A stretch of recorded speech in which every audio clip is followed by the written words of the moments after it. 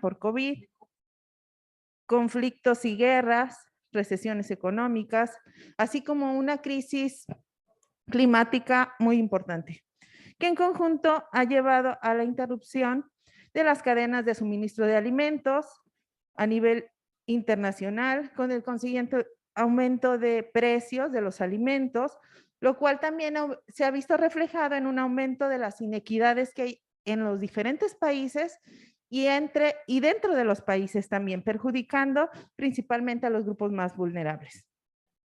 De acuerdo a estimaciones realizadas por la FAO, hay 3.100 millones de personas que no pueden tener o no pueden llegar a adquirir una dieta saludable. Somos ya cerca de 8.000 millones de personas en el mundo y tenemos el reto de contar con sistemas agroalimentarios más eficientes para poder alimentar a toda la población, con una dieta que sea saludable, pero que también sea amable con el medio ambiente. Entonces, es por eso que hoy contaremos con 4 presentaciones de temas relacionados con la dieta saludable y sostenible, con las inequidades que hay entre los diferentes grupos de la población y su relación con esta dieta, también con la situación de seguridad alimentaria en grupos específicos de la población mexicana y la disponibilidad de tierra para la producción de alimentos. Estas presentaciones estarán a cargo de 4 investigadores de este instituto. Primero vamos a tener las presentaciones y después de ellas vamos a tener una ronda de preguntas. Vamos a iniciar con la presentación de la doctora Ivonne Ramírez Silva. Les presento a la doctora, quien es doctora en Ciencias en Nutrición Poblacional de la Escuela de Salud Pública de México. Es investigadora en Ciencias Médicas nivel D del Departamento de Nutrición Materna del Niño y del Adolescente de este instituto. Es miembro del Sistema Nacional de Investigadores nivel 1, también es miembro del Comité de Lactancia Materna del Estado de Morelos. Ha participado en el análisis de las encuestas nacionales de salud y nutrición en México y en las evaluaciones de impacto de programas del gobierno realizadas también por este instituto.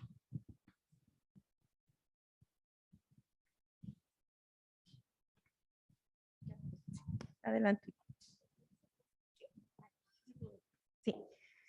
Hola, buenas tardes. Pues aquí agradezco a Sonia y a los organizadores esta invitación y la posibilidad de compartir esta información con ustedes. Sonia, ¿me puedo quitar desde esta área? ¿Sí? ¿Un poco? Va, gracias. Sí. Ok, bueno. Entonces, me voy a ubicar aquí para que la gente que esté allá en internet también pueda ver lo que estoy señalando, ¿ok? Pues bueno, me da mucho gusto ver aquí, es como mi primer seminario así presencial, entonces está súper padre. Me da mucho gusto verlos a todos. Y bueno, el contenido de esta presentación abordará 3 aspectos: la seguridad alimentaria y nutricional, la dieta saludable y sostenible y el rol de los alimentos de la milpa a la dieta saludable y sostenible y en esta línea a la seguridad alimentaria. Entonces, como primer aspecto tenemos ¿qué es la seguridad alimentaria? Se dice que hay seguridad alimentaria cuando todas las personas tienen en todo momento acceso físico y económico a suficientes alimentos inocuos, nutritivos, para satisfacer sus necesidades alimenticias y sus preferencias en cuanto a los alimentos, a fin de llevar una vida activa y sana. Como vemos, esto es súper amplio, ¿verdad? Pero es importante esto, la seguridad alimentaria no es sinónimo de un estado óptimo de nutrición.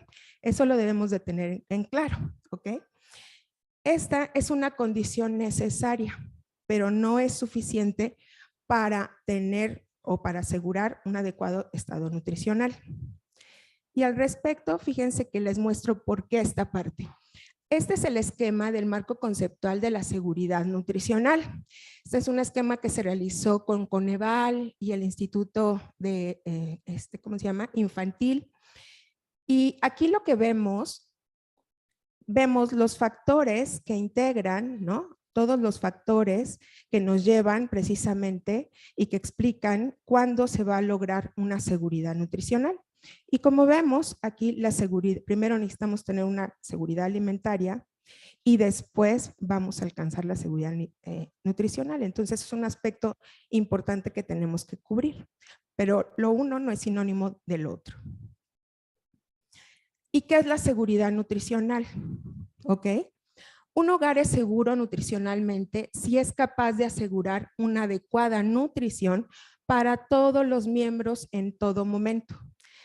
La seguridad nutricional requiere no solo de que los alimentos estén disponibles y accesibles, y aquí una parte muy importante, sino que también deben ser de la calidad y la diversidad adecuada en términos de energía, macronutrientes y micronutrientes.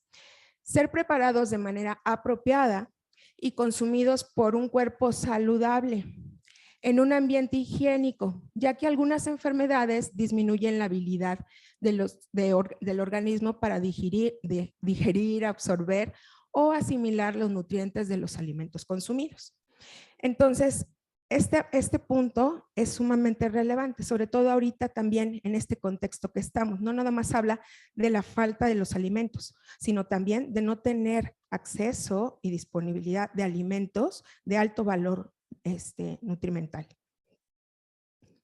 Aquí en esta gráfica les muestro las prevalencias de inseguridad alimentaria en México que se han documentado con base en las encuestas nacionales de salud.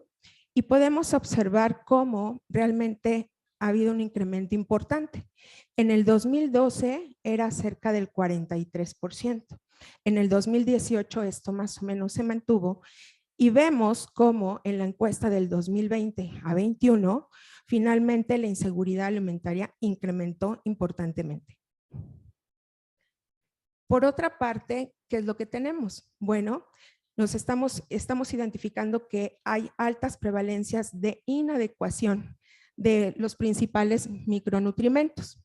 De acuerdo a los datos de la última encuesta que tuvimos con recordatorio de 24 horas, que fue en el 2016, lo que se logró documentar es que si ustedes ven por lo menos en población escolar, el 70% tiene ingestiones inadecuadas de calcio, también de vitamina A, de vitamina D, de otros nutrimentos. La población adulta pues está igual o en peores condiciones.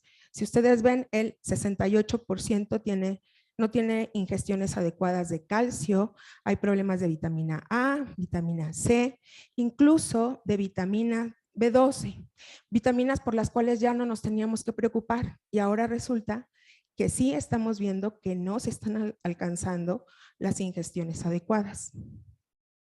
Más aún, si nosotros hacemos un zoom a la población que ahorita identificamos que es vulnerable como las mujeres en edad reproductiva, porque se ha identificado precisamente que son las que también en peores condiciones de alimentación están. Y para muestra este botón, miren, aquí les presento brevemente, a lo mejor no les voy a exigir que alcancen a ver, pero aquí tenemos tres principales grupos de edad de las mujeres, de 14 a 18, 19 a 30 y de 31 a 50. Y aquí están solamente las mujeres en edad reproductiva de nivel socioeconómico medio y bajo.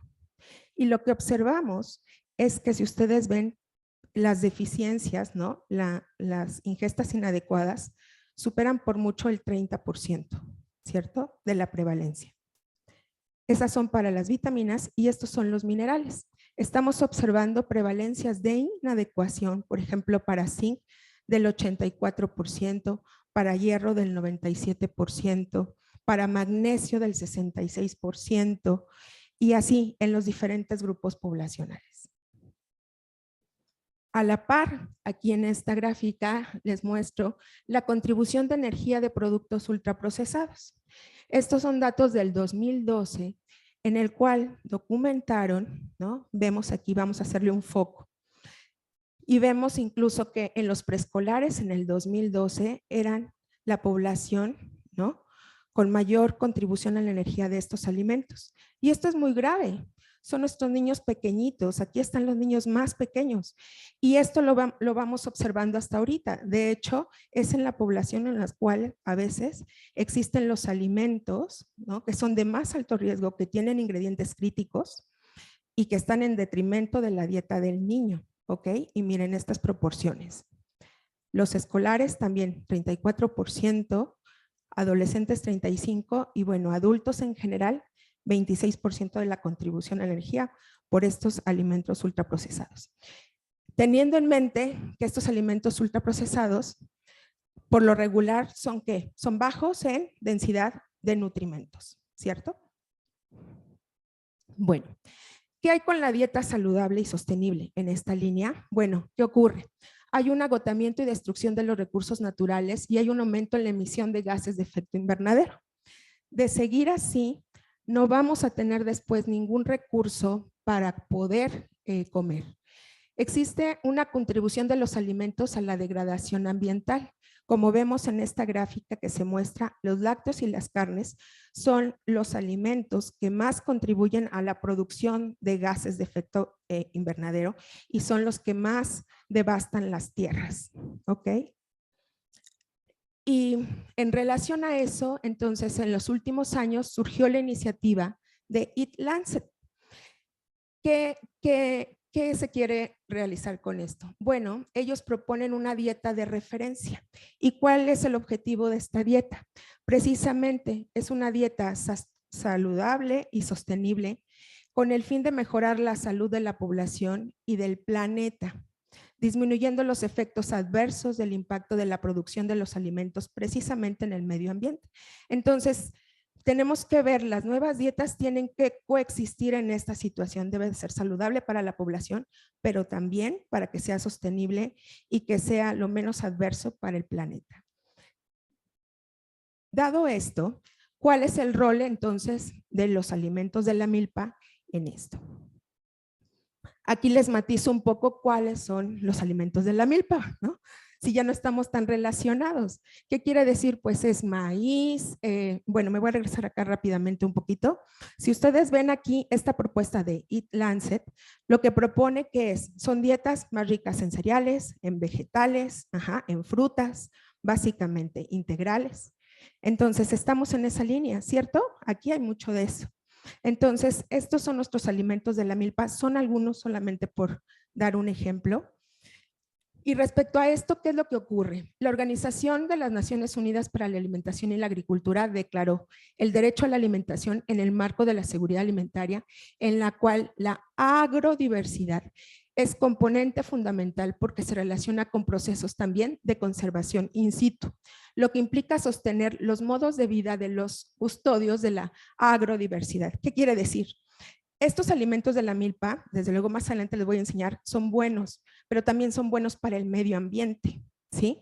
En este sentido, las milpas son un patrimonio cultural y biológico, dado que al conservar las milpas también se conserva la diversidad.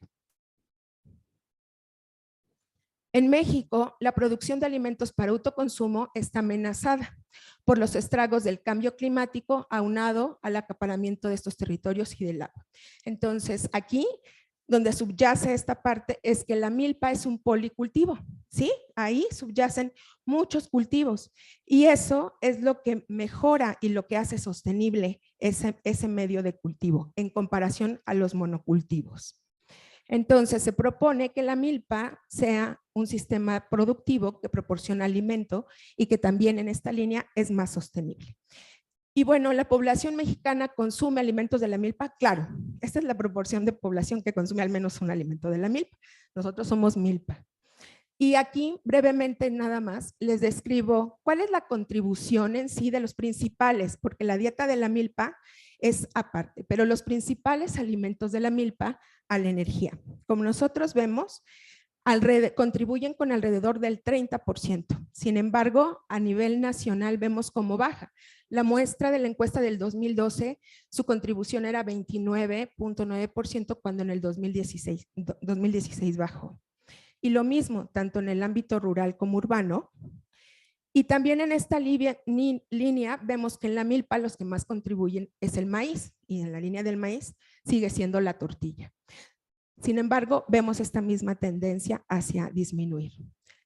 Y otro elemento muy importante del cual no tenemos que olvidarnos son los frijoles y las leguminosas.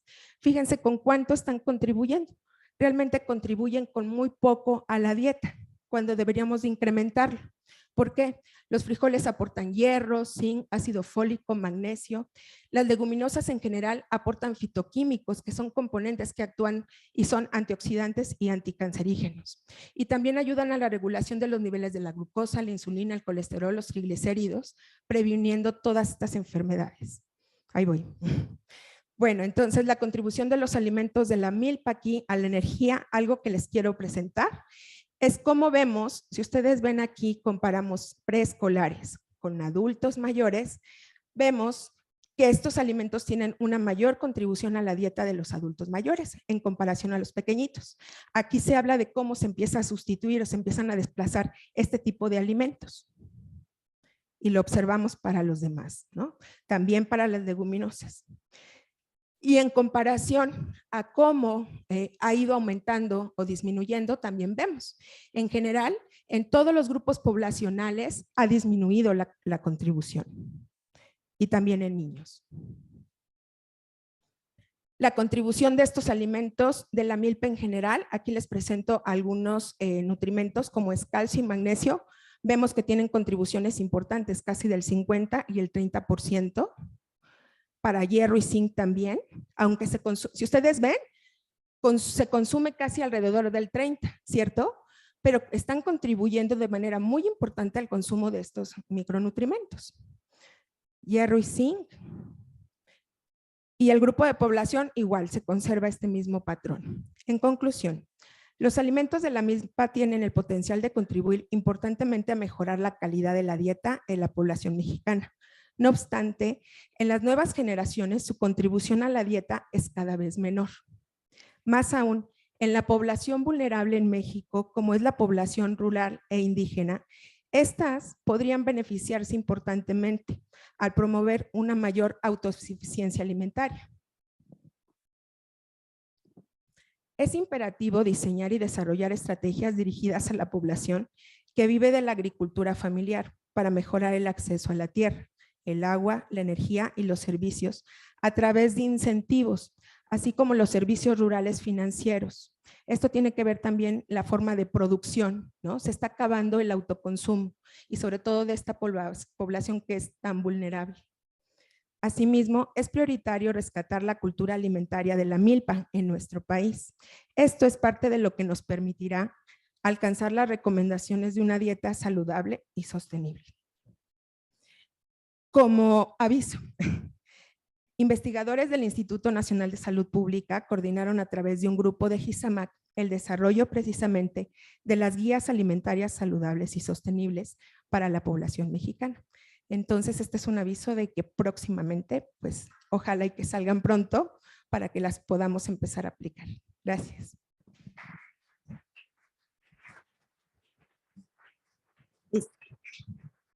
Gracias, Ivonne, por este panorama que nos diste sobre cómo está la ingesta de vitaminas, minerales y cómo los grupos de alimentos se relacionan o contribuyen precisamente a los requerimientos de esto. A continuación tenemos la presentación de la doctora Tania Sánchez Pimienta, quien es licenciada en nutrición por la Universidad de Guadalajara, maestra en ciencias de la salud con área de concentración en nutrición y doctora en ciencias en nutrición poblacional por la Escuela de Salud Pública de México. Del 2012 a la fecha ha trabajado en el Centro de Investigación en Nutrición y Salud. Es miembro del Sistema Nacional de Investigadores, nivel 1, y ha publicado diversos artículos sobre la dieta de los mexicanos en diferentes revistas internacionales. Sus áreas de interés son el análisis de dieta en general y los factores de riesgo dietéticos asociados a las enfermedades crónicas.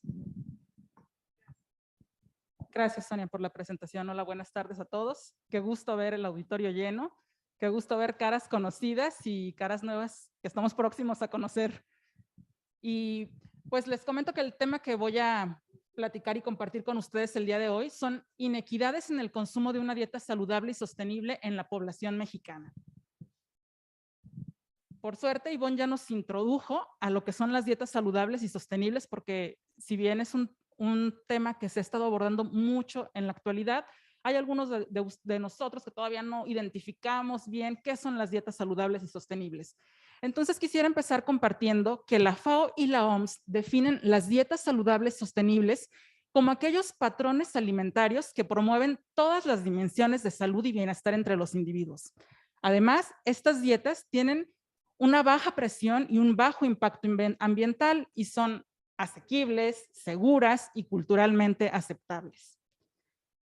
Pues como Ivonne nos comentaba, estas dietas incluyen una gran variedad de alimentos, principalmente alimentos de origen vegetal. Entre ellos, ya lo veíamos, cereales integrales, frutas, verduras y leguminosas y oleaginosas. Estas dietas también incluyen una cantidad moderada de alimentos de origen animal, como son huevo, pescado, carnes blancas como el pollo y el pescado que ya mencioné, y también lácteos. Y se caracterizan también por permitir una cantidad limitada en el consumo de carnes rojas, azúcares añadidos y productos ultraprocesados. ¿Por qué? Porque su objetivo es lograr un óptimo crecimiento y desarrollo en todas las personas, tanto física como mental y socialmente, en todas las etapas de la vida y en las generaciones actuales como en las generaciones futuras. Y como ya lo habíamos visto, ya lo comentó Ivonne, pues apoyando la preservación de la biodiversidad, y la salud del planeta. También Ivonne ya nos comentaba de este trabajo presentado por la comisión de Eat Lancet. Perdón, quiero ocultar esto. No puedo. Y bueno, para ahondar un poquito más en esta comisión, para los que no conozcan quién es la comisión o quiénes conforman la comisión Eat Lancet, son 37 investigadores de diferentes países, expertos en diversas áreas, como es la salud humana, la nutrición, agricultura, política y sostenibilidad ambiental. Y bueno, durante los últimos años se ha generado muchísima evidencia que vincula las dietas no solo con la salud humana, sino también con la sostenibilidad de nuestro planeta. Y entonces, sin embargo, hasta el 2019 no había una guía clara, no había objetivos mundiales específicos de una dieta saludable y sostenible. Pero fue este año que este grupo de expertos publicó un documento. Esta imagen que ustedes ven aquí es el resumen, es el documento del resumen en español de esta guía que esta comisión propone. Es una guía mundial que puede ser adaptada a todos los países y culturas en el mundo. Entonces, como verán, las características de esta propuesta son básicamente las de una dieta saludable y sostenible, es decir, se basan en una gran cantidad de alimentos de origen vegetal, incluyen cantidades moderadas de origen animal y cantidades pequeñas de carnes rojas, vean las cantidades pequeñitas de carnes rojas, de grasas saturadas y de azúcares añadidos.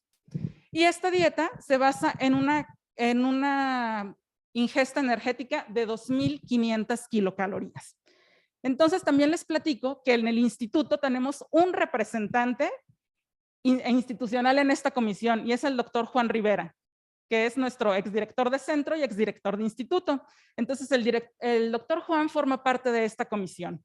Y en aquel momento, en el 2019, justo cuando se presentó este documento, el doctor Juan nos invitó a un equipo de investigadoras a participar y realizar un análisis que consistía básicamente en analizar datos de la dieta de la población adulta en México, utilizando los datos de las encuestas 2012 y 2016 de la Censanuts. Y entonces teníamos dos objetivos en el trabajo que el doctor nos propuso. El primero es adaptar esta propuesta a la dieta de la población mexicana. En primer lugar, porque nosotros no comemos en promedio 2.500 calorías, los adultos en México promedio consumen 1.940 kilocalorías. Entonces, el primer trabajo que realizamos fue adaptar esta dieta, ajustarla a las calorías que consumimos en la población mexicana. Después, también consideramos otros grupos de alimentos que la población mexicana consumimos mucho, pero que no estaban considerados en la dieta de Eat Lancet. Por ejemplo, nosotros tenemos un consumo muy alto, como ya lo mencionaba Ivonne, de productos ultraprocesados, de cereales refinados, de lácteos con azúcar, que no estaban en esta propuesta original de Eat Lancet, pero dado el alto consumo en nuestra población, el trabajo que nosotros hicimos fue generar una recomendación de un consumo máximo de estos alimentos y que estuvieran dentro del límite de lo permitido en el grupo equivalente de Eat Lancet. Y lo segundo que hicimos fue comparar esas recomendaciones de una dieta saludable y sostenible, las comparamos con el consumo actual de los mexicanos. ¿Y qué fue lo que encontramos? Bueno, esto por cuestiones de tiempo me lo voy a saltar, pero quería mostrarles, esta es la versión traducida al español de la tabla que ustedes pueden encontrar en el documento. Y donde tenemos ya la adaptación de la dieta, la adaptación en calorías de la dieta Eat Lancet, aquí la tenemos. Tenemos, aquí no lo muestro porque lo voy a mostrar un poco más adelante en forma de figura. Tenemos la recomendación de kilocalorías y el consumo actual. Y bueno, también tenemos una guía de porciones y los tamaños sugeridos por porción. Pero por cuestiones de tiempo, voy a pasar a lo que encontramos. Y miren, les cuento, en esta gráfica lo que les presento son los alimentos de origen, los grupos de alimentos de origen vegetal. Aquí tenemos los granos, si ustedes recuerdan, la recomendación de Eat Lancet basaba su recomendación solo en cereales altos en fibra. No incluía los cereales bajos en fibra o los cereales que tienen alto contenido de azúcares añadidos o grasas saturadas. Entonces, lo primero que nosotros podemos observar es que tenemos la información, la barra verde representa la recomendación adaptada para la población mexicana. Después tenemos la barra gris, es la información del promedio de ambos sexos. Y después tenemos estratificados por sexos, los resultados para hombres, mujeres y por área de residencia, urbana y rural. Y lo que podemos observar es que los hombres tienen un consumo adecuado, de acuerdo a la recomendación. Los hombres y las personas que viven en el área rural. Las personas que viven en el área urbana no alcanzamos a cubrir nuestros requerimientos o la recomendación de consumo de cereales altos en fibra. ¿Qué observamos también? Que el consumo que nosotros tenemos como adultos de la población mexicana es muy alto en alimentos pues no saludables, como es el caso de los cereales altos en azúcar y grasa. Y bueno, ¿qué podemos observar también? Que en el caso de las frutas y las verduras no estamos llegando a la recomendación. Es decir, ni las áreas rurales, que antes se caracterizaban por un consumo alto de estos alimentos, no están consumiendo la cantidad recomendada en una dieta saludable y sostenible. Y lo que podemos observar es que referente al consumo de frutas es más bajo, y esta diferencia es estadísticamente significativa, es más bajo el consumo de frutas en el área rural que en el área urbana. El consumo de leguminosas, Ivonne también ya nos lo comentaba en su análisis, es bajísimo, es menos de la mitad de la recomendación, cuando somos una población que nuestra dieta tradicional se compone de frijol. Entonces es muy triste ver cómo no estamos llegando a las recomendaciones de consumo de leguminosas. Oleaginosas, ni hablar, no figuran en nuestro consumo. Entonces estamos muy por debajo de las recomendaciones. Esta gráfica estratifica, es la misma gráfica, son los mismos grupos de alimentos, pero estratifica por población indígena y no indígena y por categorías de nivel socioeconómico. Y lo que nosotros podemos observar es que aquí la población indígena nos pone el ejemplo. Es la población indígena y la población que está en el nivel socioeconómico bajo los que están cubriendo la recomendación y cumpliendo con la recomendación de consumo de cereales altos en fibra. Vemos también pues este gradiente, ¿no? Como a menor nivel socioeconómico, pues menor consumo de cereales altos en fibra, pero podemos observar esta asociación inversa con los cereales bajos en fibra y con los cereales con azúcar y grasa. ¿Qué observamos también? Bueno, que si estratificamos por población indígena y no indígena, tampoco estas poblaciones están logrando consumir las recomendaciones de consumo de frutas y verduras. Donde sí la población indígena se vuelve a destacar es en el consumo de leguminosas. Consume más que otros estratos de la población, sin embargo, no lo suficiente para alcanzar la recomendación de consumo de una dieta saludable y sostenible. Y bueno, las oleaginosas sigue este mismo patrón. Y aquí les presento los grupos de alimentos, pero ahora de origen animal y también los aceites, grasas y azúcares. Entonces, ¿qué podemos ver? Que la población rural se caracteriza por el menor consumo de carnes rojas entre estos estratos. Sin embargo, está muy elevado y muy por arriba de la recomendación de una dieta saludable y sostenible. Esto es como 5 veces más de lo que se recomienda. Vemos también que el consumo de carnes procesadas, que no está recomendado en la dieta de Eat Lancet, pero dado el consumo elevado que tenemos en la población, lo incluimos y decidimos poner un límite máximo de consumo, también lo estamos rebasando. Estamos consumiendo muchas carnes procesadas. El consumo de pollo, otras aves y huevo, más o menos la población alcanza a cumplir sus requerimientos. Y bueno, mencionarles brevemente, bueno, nada más hacer énfasis aquí, que la población indígena, porque ya me queda un minuto, perdón, la población indígena, estos patrones se repiten. Si analizamos estos patrones por condiciones de indigenismo o por nivel socioeconómico, vemos también que la carne roja se consume en cantidades muy elevadas. Sin embargo, ¿qué podemos ver? Que la población indígena es la que nos está poniendo la muestra, porque es la que más se apega al consumo recomendado de carnes rojas. Y bueno, en el consumo de lácteos, es la población indígena la que no está cerca de la recomendación, sino que está por debajo de la recomendación. Aceites y grasas. Quisiera nada más dejar un mensaje aquí. Estas son aceites y grasas que se usan para cocinar. No se están teniendo en cuenta los aceites y las grasas que contienen los alimentos industrializados. Entonces no quisiera dejar la idea errónea de que no estamos consumiendo grasas suficientes. Estamos consumiendo de otras fuentes y aquí no se refleja. Y brevemente contarles que esta barrita verde es la recomendación de consumo de azúcares añadidos de todas las fuentes. Entonces aquí lo que está dividido es por endulzantes, azúcar que le agregamos al café, a la fruta, por postres y dulces, que si solo consumiéramos eso, estaríamos todavía dentro de la recomendación. Pero nuestro consumo de bebidas azucaradas es altísimo y nos hace rebasar esta recomendación, que es limitar el consumo de estos azúcares. Entonces, como conclusión, les platico que ya vimos que en México los patrones de alimentación actuales no se apegan a una dieta saludable y sostenible. Consumimos cantidades altas de carnes rojas y alimentos ultraprocesados, y carnes procesadas. Y por el contrario, tenemos consumos muy bajitos de alimentos básicos, que ya mencionamos cuáles eran.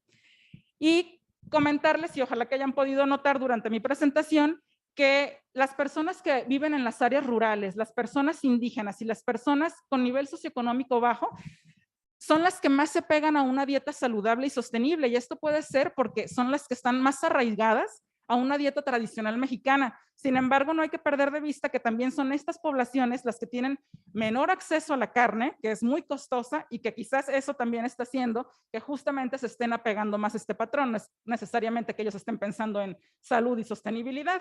Y bueno, pues les agradezco mucho su atención.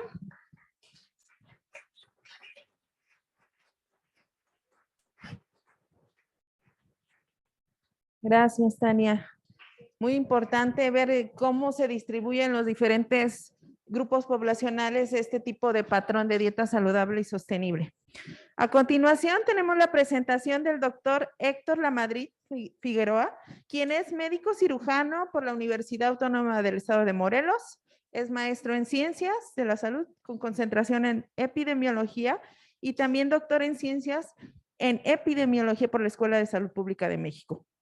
Es investigador en ciencias médicas CFE, investigador nacional nivel 2, fue consultor del proyecto Measure Evaluation de la Universidad de Carolina del Norte, colaborador del estudio de Global Burden of Disease de la Universidad de Washington del 2015 a la fecha. Es desde 2013 jefe del Departamento de Salud Perinatal del Centro de Investigación en Salud Poblacional.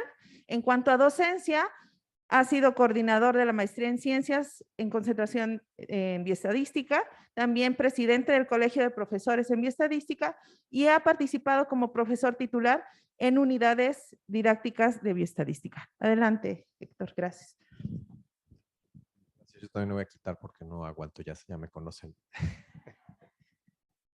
Bueno, pues me da gusto también estar con ustedes, igual que mis colegas, pues sobre todo de manera presencial y ver además el gran interés que despertó el seminario. Me da mucho gusto y gracias a la doctora Sonia por la invitación. Bueno, yo voy a hacer un paréntesis, creo que nos vamos a desviar un poquito de la dinámica que tiene el resto de las presentaciones, porque vamos a ver un estudio del efecto de la pandemia que estamos viviendo sobre la inseguridad alimentaria. Es un caso particular de un estudio en el que estamos trabajando un equipo de colaboradores de varios centros que pueden ver ahí, y cómo esto afectó y probablemente sigue afectando la inseguridad alimentaria o la seguridad alimentaria en la Ciudad de México. Entonces, no voy a tener mucho aquí en la definición porque ya lo hablamos en las presentaciones previas de lo que es la seguridad alimentaria. Nada más sí quería recalcar el último punto que dice ahí, que es un componente clave de la estabilidad económica. Cuando hablo de la estabilidad económica de un país, una parte muy importante justo es el tema de la seguridad alimentaria. Y además de que tiene una importancia que creo que es obvia, pero que ahorita vamos a hablar un poquito más de cómo puede verse afectado por la pandemia. Aquí, nada más quería también hablar un poquito de los niveles de la seguridad alimentaria. Entonces, lo de arriba pues es el estado, digamos, alta seguridad, donde no hay ningún problema, todo el mundo consume los alimentos en cantidades adecuadas. Ya sabemos que esto no, como decía Ivonne, muy importante, no es lo mismo que seguridad nutricional. Pero bueno, digamos que ahí no hay ningún problema.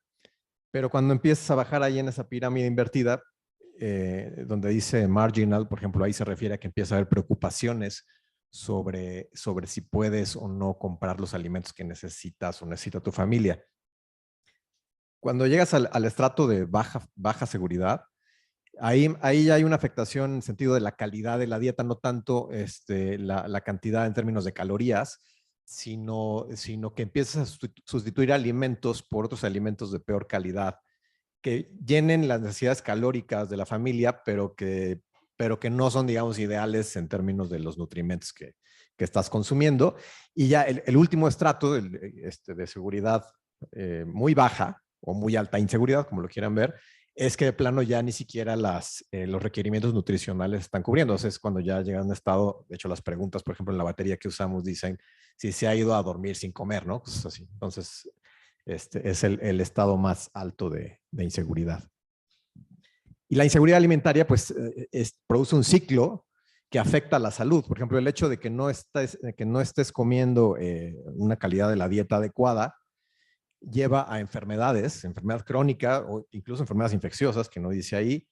Eso puede incrementar, por ejemplo, el gasto en salud y también disminuye tu empleabilidad. O sea, alguien que está enfermo, pues no va a trabajar. O sea, si tienes la suerte de estar afiliado al Seguro Social o al ISSSTE, pues está muy bien, pero la mayoría de las personas, o muchas personas al menos, no lo están. Entonces, el no poder trabajar, pues también disminuye tu ingreso en el hogar y eso a la larga ocasiona más inseguridad alimentaria. Entonces, se hace un círculo que se repite, ¿no? Entonces, es un problema muy, muy grave. Ahora, en términos del COVID, ¿cómo se afectó o cómo se está afectando esto?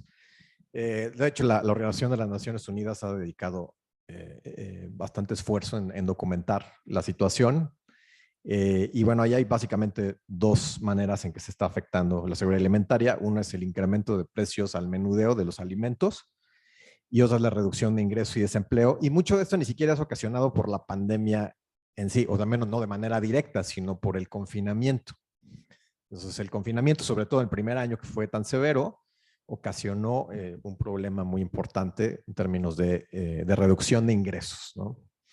Que vamos a ver ahorita cómo se reflejó. Entonces, como les decía, el estudio tuvo como objetivo estimar el impacto de la pandemia en la ocurrencia de inseguridad alimentaria en los hogares de los participantes de un estudio de corte que se llama ELEMENT en la Ciudad de México.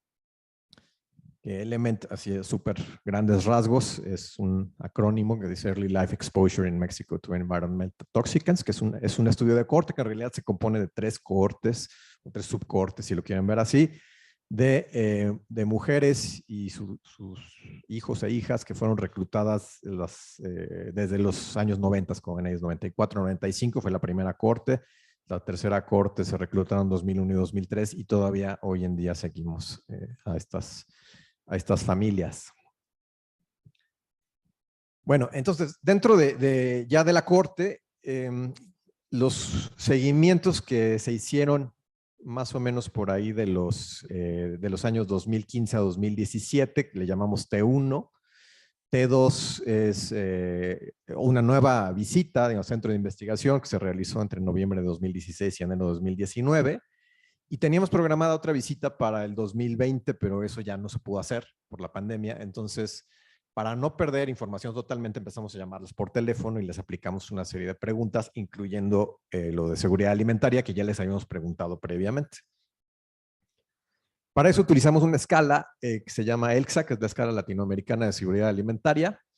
Y entre otras variables, también obtuvimos información sobre el estatus socioeconómico por las, digamos, análisis de componentes principales, y el índice, esa es la metodología estándar para medir el nivel socioeconómico. Y los modelos, rápidamente, regresiones polinómicas locales, ahorita lo vamos a ver en las gráficas, y modelos de regresión logit ordinal de efectos aleatorios y fijos para estimar razones de momios, ahorita lo vemos en los resultados. Esas son las características de las mujeres, que son las informantes, aunque el análisis a nivel hogar, la seguridad alimentaria se mide a nivel hogar. Como ven, son mujeres ya de unos 46, 47 años en promedio, y es una población de nivel socioeconómico medio, medio bajo. Y ya pasando al tema importante de seguridad alimentaria, fíjense, vean las estadísticas en T1, T2, recuerden esto es de 2015 a 2018 más o menos, T1 y T2, y vean que esto coincide más o menos con lo que había presentado Ivonne de la seguridad alimentaria, ¿no? Vean, en las primeras dos etapas teníamos que estaban en seguridad 53.8 y 58.4% de los hogares, lo que nos dice que un 47 a 42% en estas dos etapas del estudio estaban con algún problema de inseguridad, pero fíjense lo que pasó durante la etapa del 2020, que llamamos etapa COF. Y sobre todo había insuficiencia alimentaria severa, que es lo que les decía de personas que se fueron a dormir sin comer en algún momento. Eso pasaba en 5.5% y 0.6% en T1 y T2, pero en COP subió a 7.8%, o sea, casi 8%, ya acercándonos a 1 de cada 10 hogares en que al menos alguien del hogar se fue a dormir sin comer, ¿no? Es algo verdaderamente dramático. Esto igual me lo voy a pasar rápido, esto nada más es cómo se distribuye la inseguridad alimentaria por quintil de nivel socioeconómico, pero bueno, ya se imaginarán que ahí pues, hay una relación muy, muy obvia, ¿no? Y mira, estos yo creo que los resultados más importantes. Esto es la regresión local polinómica, que es un suavizamiento para ver cómo iba la tendencia del índice de seguridad alimentaria. Aquí hacemos algo que normalmente en las clases les decimos que no hagan. Agarramos la variable de seguridad alimentaria como si fuera numérica, que no lo es, pero lo que queríamos es ver como un resumen de toda la variable, no nada más de las categorías. Entonces eso lo modelamos como respuesta del tiempo, de calendario, como ven ahí en marzo 2015 a 2017, pues que se ve bastante plano, ¿no? Y más o menos el promedio de esa variable que va entre 0 y 4, 0 y 3, perdón, estaba por 0.5. Y vean, después ahí no las seguimos por un tiempo, y cuando empezamos a volver a llamar, vean que se ve esto, que le llamamos en inglés surge, ¿no? Así como una ola, como una tidal wave de inseguridad alimentaria, que llega a niveles pues, al doble de aquí en el punto más alto, que está más o menos por octubre del 2020. Vean, o sea, es la gran diferencia con respecto a las etapas previas a la pandemia. Aquí, si quitamos a través de los modelos, le quitamos el efecto del año para poder encimarlos y que se aprecie más claro, vean la gran diferencia, ¿no? Entonces, insisto, aquí esto corresponde, el pico, más o menos a octubre del 2020, como venía desde que empezamos a llamarlas finales de mayo hasta octubre, se llegó ahí al pico máximo y después empieza a bajar la inseguridad alimentaria, o sea, empieza a regresar y ya más o menos por enero, febrero del 2021, ya estaba regresando a los niveles previos, o los niveles prepandemia. Ahí se ve también, esa es otra manera nada más de verlo, aquí quitándole, o sea, aquí lo dejamos nada más en función del mes del año, para que se aprecie mejor en comparación con las otras dos. Y esos son los modelos de regresión logística. Ahí donde dice visit, le pusimos T1 como el punto de referencia, que era 2015-2016, luego 2018 el T2, y luego la llamada COF. Entonces vean, la razón de momios en el modelo de efectos fijos es de 3.4, o sea que sí que hay 3.4 veces más posibilidades de que estuvieran peor en lugar de mejor, ¿no? Respecto a las etapas previas.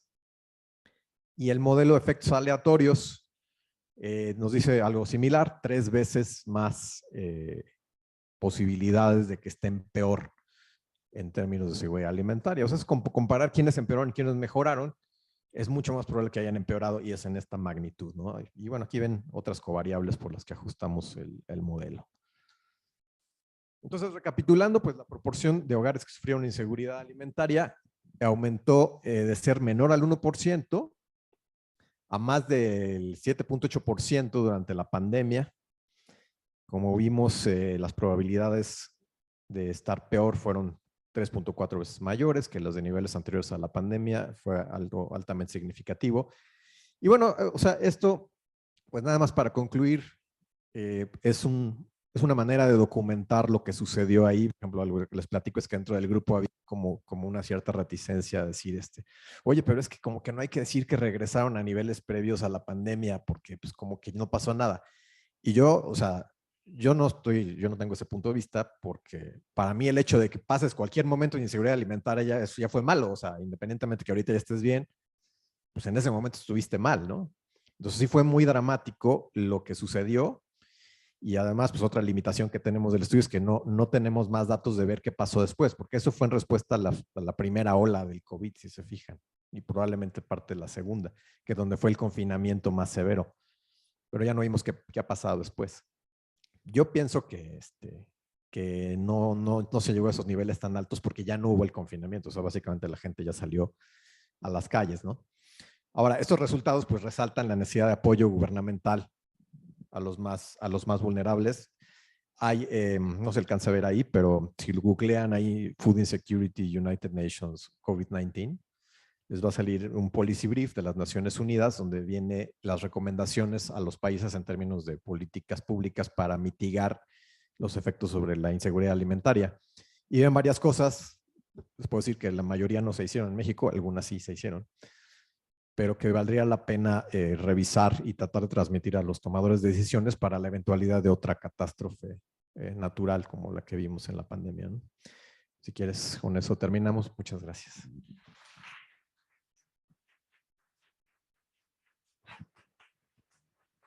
Muchas gracias, Héctor. Continuamos con la presentación de la doctora Michelle Lunar. Ella es licenciada en Economía por la Universidad de las Américas, maestra en Economía de la Salud y doctora en Ciencias en Nutrición Poblacional por la Escuela de Salud Pública de México. Actualmente es jefa del Departamento de Nutrición Materna del Niño y del Adolescente e investigadora en Ciencias Médicas Nivel D y también miembro del Sistema Nacional de Investigadores Nivel 1. Su investigación se centra en la generación de evidencia y la incidencia en políticas públicas para la prevención y reducción de la mala nutrición en todas sus formas, en especial la lactancia materna y los primeros 1000 días de vida, y la transformación del sistema alimentario para promover dietas saludables y sostenibles para las personas y para el planeta. Es coinvestigadora en el estudio para la actualización de las guías alimentarias para la población mexicana 2022 y lidera la estimación de las canastas normativas saludables y sostenibles, así como la estimación del impacto ambiental asociado al consumo de alimentos en México, entre otros proyectos. Adelante, Michelle. Muchas gracias por la invitación a este seminario. Creo que es el primero que doy así, ya en presencial. Bueno, el día de hoy les voy a presentar los resultados de un artículo que se acaba de publicar que hicimos en colaboración con diferentes investigadores, entre ellos la UNAM, y es relacionado con la cantidad de tierra agrícola que tenemos en México para producir alimentos y ver si nos alcanza para producir alimentos para una dieta saludable y sostenible. Y pues declaro que no tengo conflictos de interés ni recibo financiamiento de industria de alimentos, ni de tabaco, ni de alcohol. Y bueno, como introducción es importante mencionar que la tierra es uno de los principales recursos para la producción de alimentos y el uso humano de este recurso está llegando a sus límites. Del lado derecho pueden ver los 9 límites planetarios para que pueda asegurarse la vida en nuestro planeta y varios de ellos pues ya los hemos transgredido y el de uso de suelo, o el que pueden ver como Land System Change, pues ya también ha rebasado sus límites y está en riesgo de seguir aumentando. ¿Y qué es lo que pasa cuando hacemos este cambio de uso de suelo? Pues los bosques, pastizales, humedales y otros tipos de vegetación se han convertido principalmente a tierras agrícolas, ya sea para cultivo o para ganado. Este cambio en el uso de la tierra es una de las fuerzas impulsoras detrás de las graves reducciones en la biodiversidad. Y también el tener este cambio en el uso de tierra o de suelo tiene impactos en los flujos de agua y en el ciclo biogeoquímico de carbón, nitrógeno y fósforo y otros elementos importantes. Y bueno, pues uno de los mayores retos que tenemos como humanidad es alcanzar dietas que sean saludables y sostenibles. Esto es, que estén dentro de los recursos naturales que tenemos en el mundo, que no transgredamos estos límites planetarios y que alcancen estos recursos también para las futuras generaciones.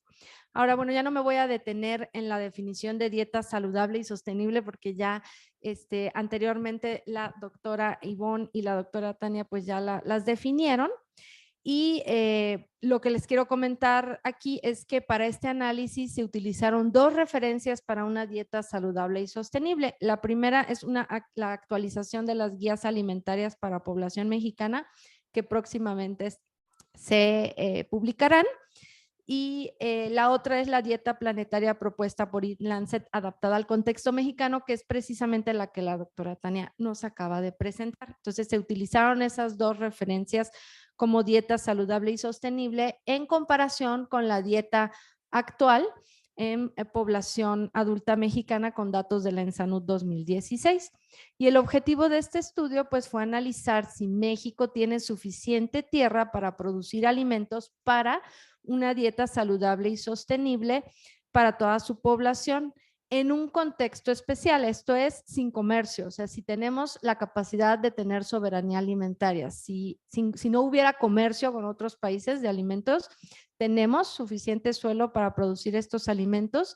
Y si no es así, ¿qué cambios en el sistema alimentario, qué cambios tecnológicos se requieren para lograrlo? Estos resultados pues, nos permiten saber si es posible lograr la soberanía alimentaria y además explorar opciones para reducir la presión ambiental sobre el uso de este recurso natural que es la tierra.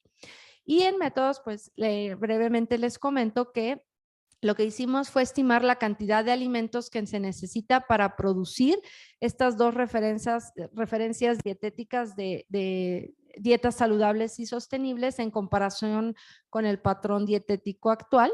Entonces utilizamos datos de las encuestas nacionales de salud y nutrición y de las recomendaciones de consumo individual de estas dietas y los datos de las hojas de balance de FAO para poder estimar, considerando las pérdidas y los desperdicios, cuánta es la cantidad en realidad que se tendría que producir de estos alimentos para que pudiéramos todos los mexicanos seguir estos patrones de dieta. Entonces, de aquí del lado derecho pueden ver cómo este es como un esquema del sistema alimentario, de cómo consideramos la cantidad de tierra necesaria para cultivos, tierra para pastizales para ganado, y esto pues se traduce en una producción específica de cultivos que está determinada por los rendimientos de los cultivos, pero esos cultivos no son solo para consumo humano, también requerimos cultivos para alimentar al ganado. Entonces, en las estimaciones que les voy a presentar también está incluido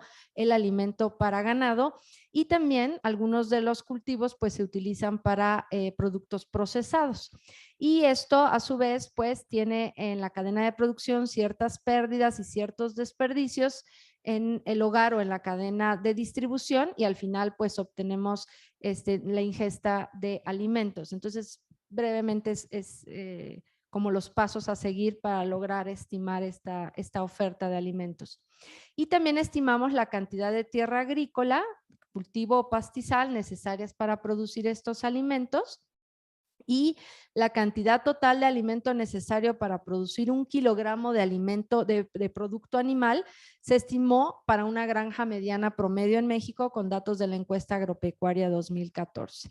Y se exploraron 4 escenarios de cambios tecnológicos para mejorar el rendimiento en los cultivos o para reducir las pérdidas en la cadena productiva, que más adelante lo vamos a ver.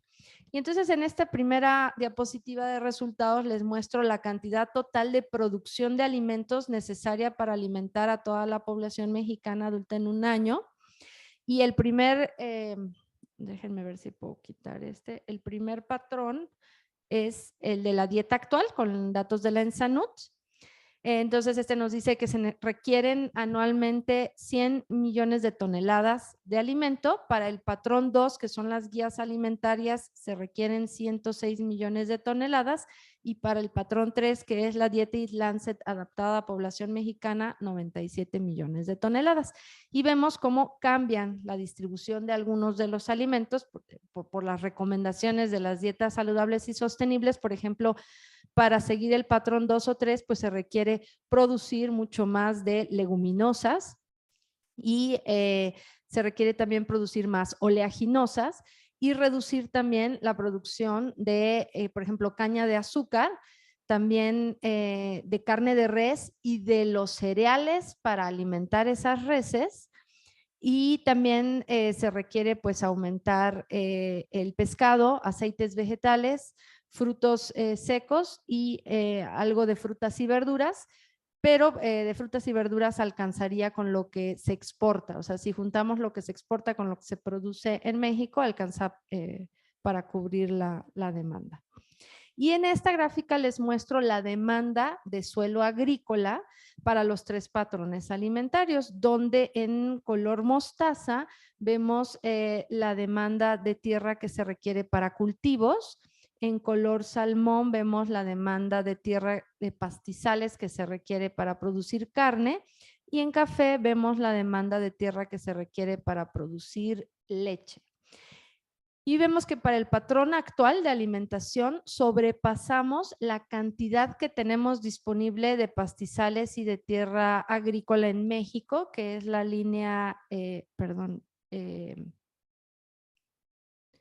no puedo usar el puntero. Bueno, esta línea café es la cantidad total que tenemos en México para producción de alimentos, que son 97 millones de hectáreas. Y vemos que para nuestros patrones de consumo actual, pues rebasamos. ¿Cómo lo estamos cubriendo? Pues con importaciones. Claro que también una parte de los alimentos se exportan. Pero si nos pasamos a una dieta más saludable y sostenible, como pueden ser las guías alimentarias, entonces vemos que la cantidad de tierra necesaria pues ya está debajo, ¿no? Ya alcanzaría perfectamente con lo que tenemos disponible de tierra en el país sin necesidad de tener más tierra agrícola. Y si nos pasamos al patrón 3, que es el de la dieta Eat Lancet para México, pues todavía se reduciría mucho más la demanda de tierra. Pero vemos que para los 3 patrones de alimentación se demanda más tierra de cultivo de la que está disponible. Entonces tiene que haber ahí un cambio en el uso de suelo que es para animales y pasarlo para tierra de cultivo. Y en esta nos vamos a enfocar solo en demanda de tierras de cultivo para los 3 patrones. Como les mostraba, está arriba de lo que tenemos disponible para tierra de cultivo actualmente, que es la línea amarilla. Y entonces requerimos más tierra para producir oleaginosas, leguminosas, aceites vegetales y algunos cereales, pero requerimos reducir la tierra para cultivar caña de azúcar y, por ejemplo, cebada para cerveza, que también se produce bastante. Y todos. Ok. Y las tierras de cultivo para producir, aquí les pongo, por ejemplo, alimentos para los animales representan la mitad en el patrón 1. O sea, de todas nuestras tierras para cultivos, la mitad se está utilizando para el puro alimento de animales como reses. Si nos pasamos a las guías alimentarias, sería solo el 40%. Y si nos pasamos al último patrón, que es el de la dieta Eat Lancet, sería solo el 32%. Y ahora vamos a ver qué pasa si tenemos algunos escenarios tecnológicos de reducción de pérdida en la cadena productiva o de aumento de rendimiento en los cultivos. Entonces tenemos varios escenarios. Uno es el sistema alimentario actual, tal cual tenemos las pérdidas y el rendimiento. Otro escenario donde hay un incremento moderado en el rendimiento de los cultivos, que son proyecciones para América Latina. Otro donde incrementamos fuertemente el rendimiento de los cultivos en al menos 50%.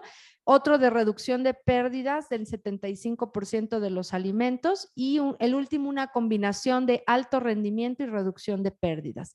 Y vemos que es en el último escenario en donde tenemos una reducción de pérdidas del 75% y un alto rendimiento, donde ya alcanzaría la tierra que tenemos en el país, incluso con la dieta actual. Entonces, tendrían que hacer cambios tecnológicos muy fuertes para lograr esa soberanía alimentaria sin cambiar nuestros patrones de dieta. Y en todos los escenarios, con las dietas saludables y sostenibles, tenemos suficiente tierra. Entonces, como conclusión, México tiene suficiente tierra agrícola para producir alimentos para una dieta saludable y sostenible, ya sea con las guías o la otra referencia. Se requieren cambios en los patrones de consumo para seguir estas dietas, y estas dietas resolverían nuestro fuerte problema también de mala nutrición en la población mexicana, ya que se reducirían también obesidad, desnutrición y enfermedades crónicas. De esta forma, también reduciríamos la demanda de pastizales para carne y leche y tierra de cultivo para alimentar a los animales, ya que son patrones de consumo que tienen menos cantidad de carnes rojas y de alimentos procesados y de embutidos. Pero se necesitan cambios en los tipos de uso de suelo agrícola, cambiar pastizales a tierras de cultivo para poder producir más alimentos como leguminosas y nueces que actualmente faltan en la dieta y que la producción en México es muy baja para cubrir los requerimientos de este tipo de dietas sostenibles. Y para lograr la soberanía alimentaria con los patrones de consumo actual, pues se requerirían grandes cambios tecnológicos, como reducir las pérdidas en la cadena de distribución de los alimentos y aumentar el rendimiento de los cultivos en al menos 50%. Y pues es todo. Muchas gracias.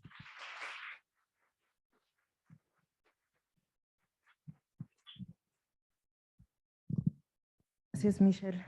Bueno, vamos a iniciar entonces con las preguntas. Hay personas conectadas por Facebook, entonces vamos a dar espacio para 3 preguntas aquí en el aula, 3 preguntas de Facebook y regresamos si es necesario. Entonces, ¿alguien tiene alguna pregunta?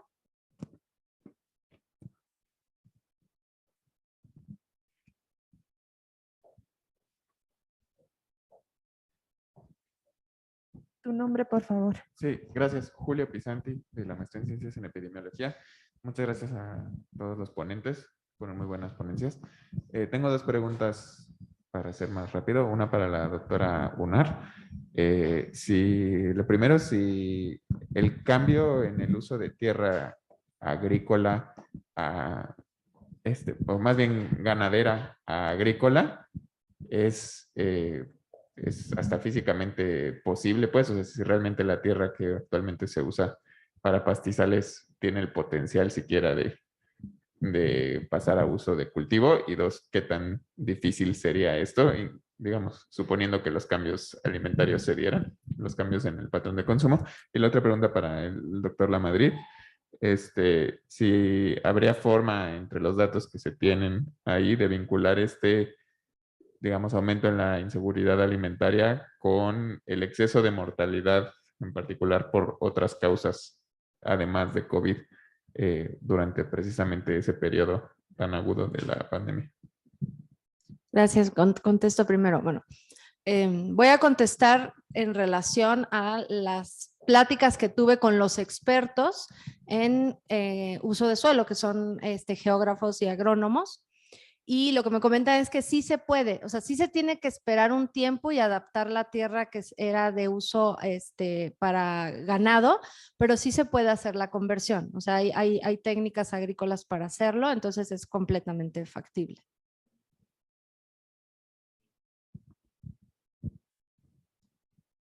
Hay la respuesta corta y la larga. La corta es que sí hay manera de ligar, no lo hicimos, pero pues esos datos están disponibles y sí habría que buscar una manera ahí pues creativa de pegarlo y modelarlo. La otra que sí quería comentar es que no coincide, al menos no de manera obvia, por eso digo que hay que hacerlo de manera creativa, con las olas de la pandemia como tal. O sea, si tú ves las olas de mortalidad, no coincide con la cresta de la ola de inseguridad alimentaria. O sea, parece que aquí hay un lag. O sea, cuando te metieron al confinamiento al principio, no inmediatamente te dio la inseguridad alimentaria. O sea, sino fue ya después de meses en que la economía se fue deteriorando. Esa es la hipótesis. Entonces, tal vez habría una posibilidad de investigar eso que dices, pero sí habría que considerar esos lags. ¿Alguien más?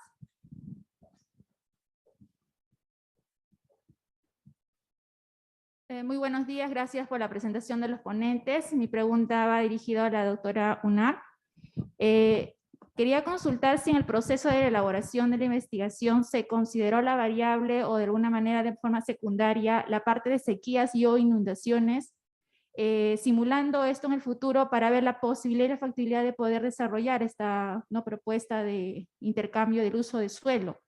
Y lo segundo era respecto a cuál fue el factor o el motivo principal de tomar el año 2016. Veo que por parte de ENSANUD podemos tomar diversos años, ¿no? Porque tenemos una información bastante amplia. Quizás me imagino por FAUSAT, puede ser. Y si es así, o si no lo es así, en todo caso, bueno, ¿cuál fue el motivo, no? Y respecto a lo de sequías, si es que no se tomó, tuviéramos alguna base de información alterna para futuramente tomarla en cuenta. Muchas gracias. Gracias. O sea, como sequías no se modeló, se mantiene igual, ¿no? En todos los escenarios que se modelaron. Y los rendimientos de los cultivos consideran pues las sequías comunes o promedio en los diferentes años. O sea, no es una variable que se haya introducido al modelo. Supongo que si se quieren hacer estimaciones específicas sobre el efecto de sequías, se podría, pero no conozco cuál sería la fuente de información de las sequías. Y de las ENSANUD, pues se utilizó la ENSANUD 2016, porque es la que tenía mejor información dietética en el momento en el que hicimos el análisis. Entonces, por eso utilizamos esa fuente de información. Es que fue con datos de recordatorio, ¿no? Exactamente, y la ENSANUD 2018 no tiene. No tiene recordatorio. Voy a leer unas preguntas que han mandado los que están conectados por Facebook. La primera me imagino que va para Ivonne. ¿Cuál es la producción de maíz en México? A lo mejor también Michelle podría tener información. Y la segunda pregunta, que no sé bien si es para Ivonne o es para Tania, porque fue de las primeras preguntas, pero dice, ¿existen estudios que establezcan las causas de la disminución de estos alimentos? Entonces supongo que es para alguna de las dos, porque fueron las primeras presentaciones. Estas preguntas las mandaron al principio. Entonces supongo que los del policultivo de la milpa hubo disminución, pero también Tania presentó datos de bajo consumo, más que disminución, de bajo consumo, ¿no? Bueno, gracias. Pues voy a responder desde mi punto de vista. No tengo cuál ha sido la producción de maíz, ¿no? En México, sin duda ha disminuido también, por eso tenemos graves problemas. Y también lo que se ha promovido es los monocultivos, y eso a costa de todas las tierras. Por eso ahorita el enfoque es que se vuelvan a promover los policultivos, porque eso es más sostenible. ¿Cuánto se produce? No sé, lo que sí sé es que sí se ha caído la producción, ¿no? No sabría decirles como en cuánto, no somos igual como en los 60s, que México era uno de los primeros países, ¿no? De hecho, hasta tenemos que importar maíz. Entonces, pues bueno, realmente la cantidad no la desconozco. Creo que Michelle quiere responder. El dato exacto no lo tengo, creo que ahí en el artículo viene, pero por ejemplo, de lo que se importa de maíz, la mayoría es para alimento de ganado. O sea, no es tanto para consumo humano, sino para alimento. Entonces, creo que se ha mantenido más o menos estable, pero sí ha aumentado mucho la importación de maíz amarillo. Pero la cantidad exacta, pues no la tengo en este momento. Sí, no, esos datos sí se los debemos. Y con respecto a, me imagino, bueno, voy a contar la parte de la milpa y ya después le paso el micrófono a Tania, por la parte de la milpa, pues no, es como un nuevo enfoque que se está haciendo, pero desde luego se empezaron a desplazar el consumo de maíz, de todos estos alimentos que son nuestra base cultural, y vemos cómo desde los 50, por ejemplo, en los primeros estudios empezó a documentar que el maíz representaba el 70% de la energía de la dieta en algunas poblaciones, ¿sí? Desde luego que eso estamos hablando de que era muy monótona, imagínense el 70-77%. Entonces, hemos transitado de ser un país o una población con problemas muy graves de desnutrición y todo esto, bueno, ha mejorado relativamente. Y desde luego se ha promovido mucho la diversidad, por eso se habla también de la diversidad alimentaria. Pero ahora estamos perdiendo esa diversidad con respecto a la milpa, porque hablábamos de la diversidad, pero no era de que nos olvidáramos de nuestros alimentos, que ya vemos que son muy ricos, ¿sí? Y además estos alimentos ahora con las nuevas tecnologías, desafortunadamente se promueven algunas cuestiones de anaquel o de duración y todo esto, pero a costa de qué? De la pérdida de nutrimentos. Por ejemplo, el maíz. El maíz, como ustedes vieron, ahí planteamos, ¿no? Y así está, el maíz es rico en calcio, ¿por qué? Porque se nixtamaliza, nuestro maíz original, el proceso, las tortillas, son ricas en calcio, en magnesio, en fibra, ¿ok? Y ahora con la nueva forma de producción, de cómo tenemos, ya no tenemos el maíz, ya no tenemos la masa, ya no tenemos tortillas de maíz, ¿sí? De masa, ahora tenemos de harina. Y entonces ahí en esa cuestión sí se pierden nutrimentos, se pierde fibra, se pierden un montón de cosas. Entonces, ¿qué es lo que ha ido pasando? Pues se ha ido desplazando. Los factores asociados a esto pues son diversos. Yo no los puedo ahorita documentar, pero sin duda son diversos porque también las preferencias van cambiando. Yo les mostré la tendencia, bueno, lo que se observa tanto en la población más joven como en los adultos mayores. Los adultos mayores se comportan más incluso como las contribuciones a nivel rural, ¿sí? Están en el 30 y tantos %. En los niños pequeños no tendría por qué haber diferencia y es el 18%. Entonces, ¿qué quiere decir? Ahí está habiendo un reemplazo de alimentos y desafortunadamente, por eso les mostré también los ultraprocesados. ¿Qué tipo de reemplazo está habiendo? Pues en esta línea, ¿no? Por eso hablamos del rescate y sería muy bueno para todo, desde el nivel de producción, agricultura, de autoconsumo, eso es lo que permite también la milpa, pero eso no lo tenemos tampoco medido. Entonces los factores asociados se los debo también, pero espero que haya servido esta reflexión. Gracias. Hay otra pregunta para ti, Ivonne, ahorita que tienes el micrófono. En relación a la dieta de la milpa y su contribución a la dieta, me parece que en relación con zinc y hierro, se refiere a la ingesta total, no a la porción biodisponible. ¿Es así? Así es. Ahorita eso es bueno, claro, esos análisis de ingesta total. Ahí no planteamos la biodisponibilidad. Desde luego, sabemos que el hierro y el zinc, ¿no? Que proviene de estos alimentos es menos biodisponible. Pero ahí subyace todo, por eso les puse ahí en la definición también de lo que es seguridad alimentaria, porque tiene que ver la forma y la preparación, ¿cierto? Y también tiene que ver con la seguridad nutricional. Entonces, la forma, la combinación de los alimentos y todo esto, desde luego, nos va a ayudar a aprovechar mejor todos estos aspectos, sino desde el nivel internacional, ¿no? Es con base en evidencia, en estudios, viene la propuesta que tenemos que cambiar y de esa forma podemos desde luego mejorar la biodisponibilidad. No tiene que venir de todo de los productos animales. ¿Alguna otra pregunta aquí? Un par de preguntas y una. Muy buenas tardes. Muchas gracias por las ponencias. Creo que son muy importantes, sobre todo para la cuestión mexicana, ¿no? Y como bien se dice que forma parte de nuestra cultura alimentaria.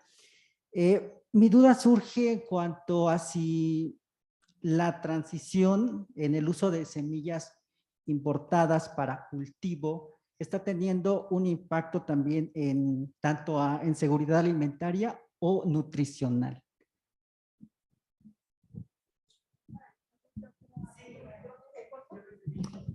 Bueno, no soy agrónoma, no soy experta, soy nutrióloga. pero desde luego lo que está ocurriendo ahorita, sobre todo, estamos un poco también en riesgo de perder toda esa diversidad cultural. Fíjense quien dice que son los que atesoran esto, son precisamente la población más pobre y más desprotegida y más desvalida, son nuestros agricultores, ¿no? Que todavía producen todo lo de autoconsumo y son los que guardan de manera, así como atesorada, porque incluso también en la agricultura las nuevas generaciones están perdiendo toda esa cultura de la milpa, de las variedades y todo esto. Entonces eso también son cosas de mercado, de producción, de eficiencia. Entonces, ¿qué prevalecen? Los monocultivos, ¿no? Y que además que también tiene que ver con la eficiencia, ¿no? Se produce más en más corto plazo, rinden más. Entonces, sí, pero no todo es economía, ¿no? Entonces, ahí hay todo un debate porque luego ya entran los transgénicos y toda esta parte. Entonces, no me quiero meter en eso, pero sí nos hace como reflexionar, ¿no? Bueno, buenas tardes. Mi pregunta también iba dirigida hacia eso, hacia el maíz transgénico y cómo podría afectar el policultivo, pero bueno, creo que cambiaré. También tenía otra duda respecto a la seguridad alimentaria en COVID. Si podría asociarse también con la parte psicológica, porque no nos desglosó como la parte de estrato social, entonces no sé si pudiera verse también relacionada con la parte psicológica, no solo con la económica, sino que el hecho de que también hayan aumentado las enfermedades mentales, no sé si se le llama así, también haya inferido por ejemplo, la depresión, al hecho de ya no consumir ciertos alimentos o no consumir como tal alimentos. Pues es probable, no hemos explorado la parte de salud mental, tal vez sería un posible tema de estudio porque hay algunos datos que tenemos sobre salud mental. Ahí no desglosamos, digamos que es el efecto total de la pandemia, pero sí puede haber varios mecanismos. O sea, yo pienso, pero no tengo así como elementos duros para decirte que sobre todo es un efecto del confinamiento y de la disminución de la actividad económica, lo que llevó al incremento de precios, a la pérdida de empleos pero pues a veces pensamos en empleos nada más como que te despiden de tu trabajo y lo que hay que pensar es que una gran proporción de las familias en México pues trabajan al día, o sea, son comerciantes que salen a la calle, ponen su puesto y entonces cuando estaba la pandemia pues no podían salir a poner su puesto. Entonces, ¿de dónde sacaban recursos, no? Entonces, pero sin duda también debe haber, segurísimo, de hecho se ha documentado en otros estudios un efecto sobre depresión, ansiedad, etcétera, que puede que jueguen también ahí un papel. Pero sí, hay un efecto de la pandemia sobre esos trastornos de la salud mental, sí. Voy a leer una última pregunta, es para Michelle. Me gustaría preguntar por el uso de suelo para productos de exportación. ¿Cómo lo consideraron y si fue posible hacer recomendaciones a este respecto? No, el modelo considera como si no hubiera comercio, ¿no? Si no hubiera comercio internacional, entonces el uso de suelo estimado es para la producción en su totalidad para cubrir los patrones dietarios que se modelaron, ya sea el actual o el de dietas saludables y sostenibles. Bueno, pues me imagino que tienen más preguntas, también en Facebook, sin embargo, pues ya se nos terminó el tiempo. Quiero agradecer a todos los presentes y sobre todo a los ponentes por su participación. Muchas gracias.